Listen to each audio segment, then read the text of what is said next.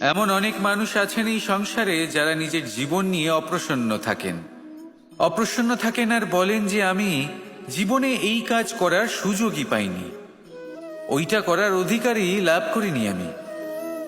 এবার এই শক্তি, এই অধিকারের বিষয়ে যদি কথা বলি, এটা কিভাবে লাভ করা যায়?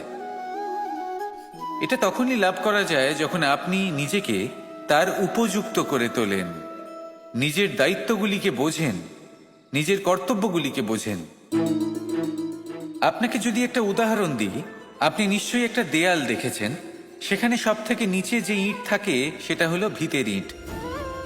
ভিতের সেই ইটগুলি নিজের কর্তব্য, নিজের দায়িত্বগুলি বোঝে, যে তাকে এক বিশাল দেওয়ালের ভার নিজের কাঁধে বহন করতে হবে।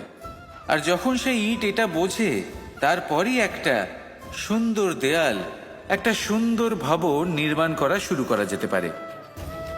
যদি কথা বলি এক পিতার, তাহলে একজন পিতা তার পরিবারের প্রতি যে দায়িত্ব এবং যে কর্তব্য রয়েছে, নিজের সন্তানের প্রতি যে কর্তব্য রয়েছে, সেইগুলি বুঝে উঠতে পারেন।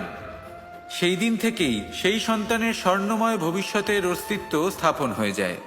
যদি আপনি সেই শক্তি চান, অধিকার চান, তাহলে নিজেকে তার যোগ্য করে তুলুন, নিজের দায়িত্বগুলিকে বুঝুন, নিজের কর্তব্যগুলি পালন করুন।